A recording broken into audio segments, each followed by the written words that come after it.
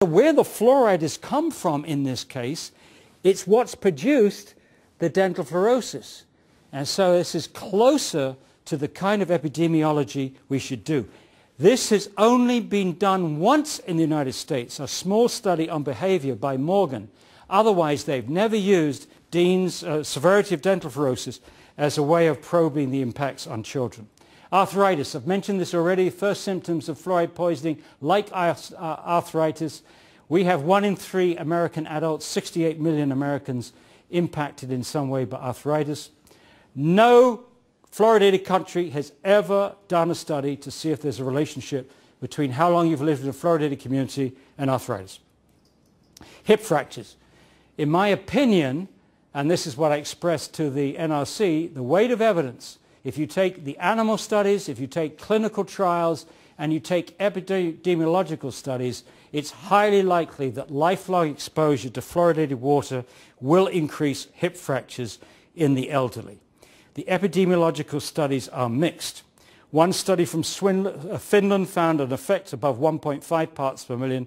Study from China found hip fractures doubled above 1.5 parts per million and tripled there. Now here, this is the study from China. 6 different villages, different levels of fluoride, from very low, 0.25, to very high, nearly 8 parts per million. They compared everything with the rate for the village with 1 part per million. And for hip fractures, you see there is an increase in hip fractures as you go up to village number 6. However, here's the crunch. It's only statistically significant at the village 6 with over 4 parts per million when the hip fracture rates tripled. Now, if you're a proponent of fluoridation, you are essentially assuming a threshold here, that nothing happens until you get to the statistically significant point, then all of a sudden hip fractures rates triple. And there's another way of looking at it. I look at the figures in between and say, although it's not as clean as you would like, this looks like a trend to me, a trend from 1 to here, and note that it's doubled here, and therefore that trend means that we should not just rely on statistical significance as to whether we take these points seriously, especially if you're doing a risk assessment which requires you to be conservative in the absence of definitive data. And to be conservative, you have to assume at this point that hip fractures would increase above 1 part per million. Oh, again, the other side would also point out that this was only one half of their study. The other half of their study looked at all fractures of these 6 villages, of these elderly people. They were about age of 60, I think. And when they looked at all fractures, they seemed to find a benefit of fluoridation because they found more all fractures in these 2 villages than here, and then the fracture rates went up again above 1. So they seemed to feel that 1 part per million was a good place to be in terms of protecting all fractures. But if in fact at the same time you're increasing the hip fractures, that's not a good gamble as a health policy. Fluoride and osteosarcoma. This brings out the difference in science and politics. In 2001, Dr. Elise Basson, a dentist, another hero, who, by the way, Lee is also a dentist. There was 3 dentists have done 3 critical studies here. Lee on bones in China, Luke on pineal gland in England, and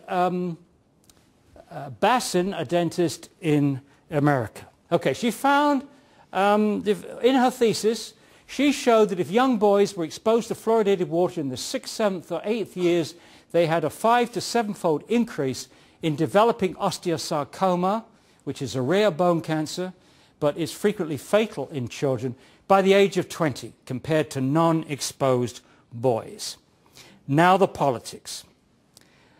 Between 2001 and 2005, her thesis advisor, Professor Chester Douglas, 3 times concealed her findings from his peers and the public, and also the agencies that funded him. One event was, her thesis was published in 2001. In 2002, Chester Douglas gave a presentation to the British Fluoridation Society at the Royal College of Physicians and said, quote, my work shows no relationship between osteosarcoma and fluoridation.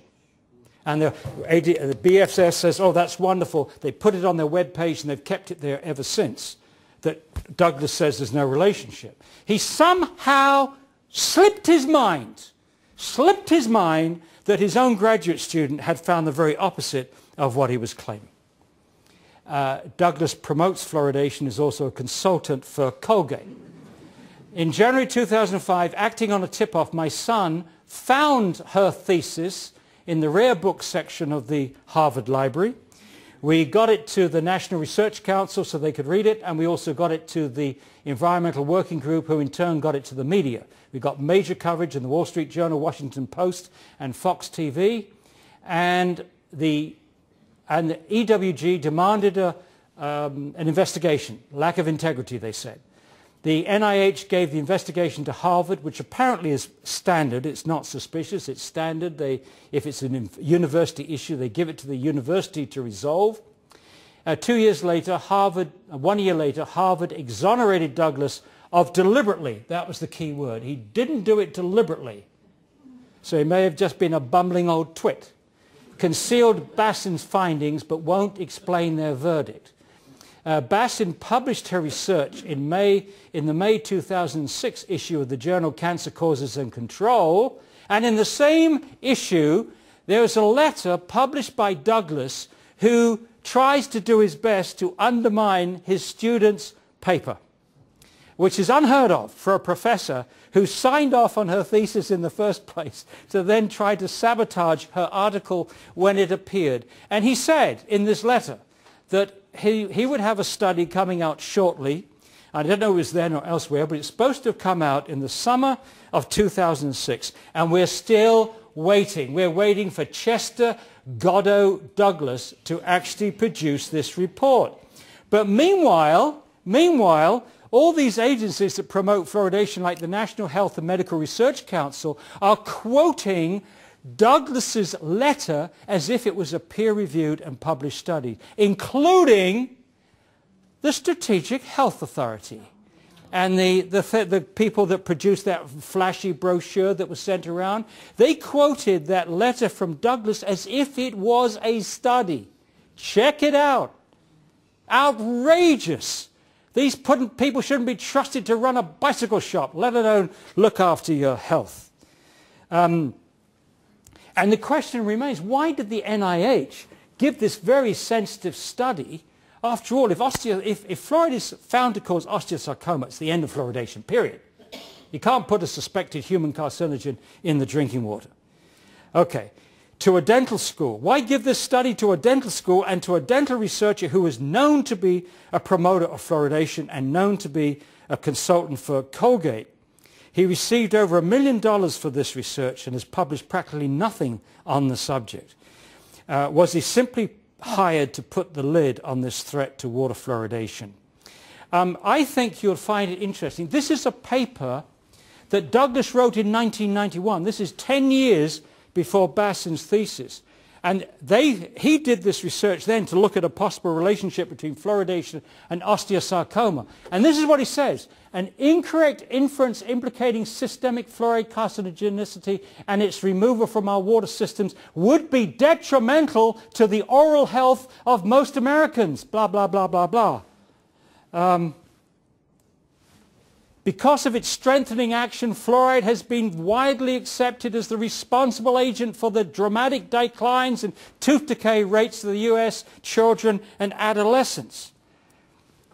Linking of fluoride ingestion and cancer initiation could result in a large-scale defluoridation of municipal water systems under the Delaney Clause. And now the bombshell. What they found is that fluoridation at recommended levels may provide a protective effect against the formation of osteosarcoma. Given present knowledge, every effort should be made to continue the practice of fluoridating community water supplies. That was published under his name in 1991, and then later on he gets $1 million or more from the National Institute of Health to investigate this issue. Do you expect an objective result from this man? I wouldn't have. And the proof is in the pudding. When his student found the relationship, he sat on it for 3 years. When she published the relationship, he did his best to undermine it. When she published, he promised a study to refute it, and after 4 years plus, we still haven't got the study. But it served its purpose, because the promoters of fluoridation used that letter to keep the lid on this possible relationship.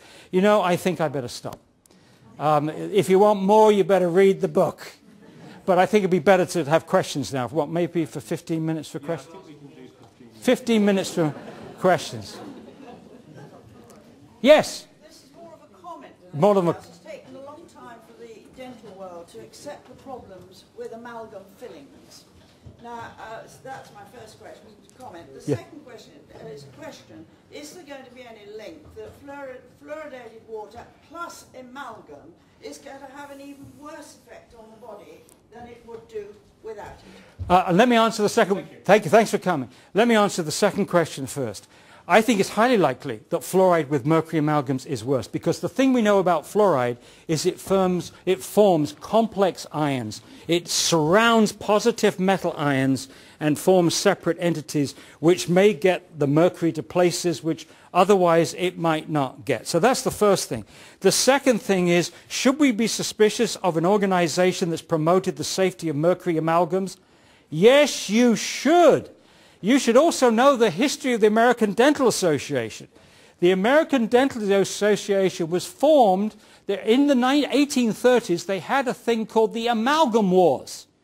When these dentists were duking it out, there was one group of dentists who had to have fillings using gold or precious metals, and the other group said, no, you could use this much cheaper material, mercury amalgams. And eventually, for example, we've had a journal now published since 1968 that is focused only on fluoride. The geology of fluoride, the geography, the chemistry, the biology, the health, etc. of fluoride. Totally dedicated to it. That has been kept out of PubMed for years, which means that when the run-of-the-mill medical person goes to see if they search for fluoride, they don't get anything from fluoride, the journal that's dedicated to that. It's absolutely inexplicable, but it's one of the ways they've kept us away. Let me share a quote with you, which, excuse me a second, just give me a second. Let's see if I can get this. 1 second. I want to read you this quote because it... All right.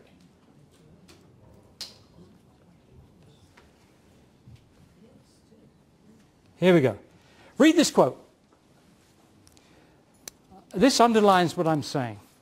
This is a statement from a white paper produced by one of the committees of the American Dental Association in 1979. Individual dentists must be convinced that they need not be familiar with scientific reports of laboratory and field investigations on fluoridation to be effective participants in the promotion program, and that non-participation is overt neglect of professional responsibility.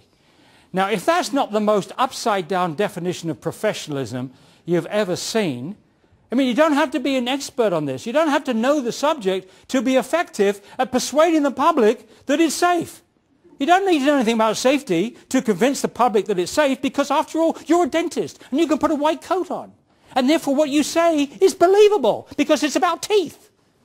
Yeah. The British Dental Association said exactly the same thing, but at the end they said that the emphasis should be on propagandization and not education. Yes, yes, I've seen that one too. It's absolutely amazing. So again, doctors, when they review the literature, don't find half of it. Many of those IQ studies have come from fluoride. Anybody that hasn't read fluoride or hasn't seen a reference to fluoride has little idea that the IQ is going on. Similarly with the thyroid stuff. A lot of the thyroid information was early on. It was the 30s, 40s, 50s when doctors were using fluoride to lower thyroid function. And then when you come to research, people know it's the kiss of death. If you're a researcher and you ask for funding for fluoridation, or that's sort of stroking death. The kiss of death comes when you actually publish anything. When Phyllis Mullinex published her study in 1995 on animal behavior and fluoride, she was immediately fired When William Marcus at the EPA raised the issue of other cancers in the animal study, the famous NTP animal study in 1990, he was fired. He was fired. So it's, you know this, Jennifer's in the profession.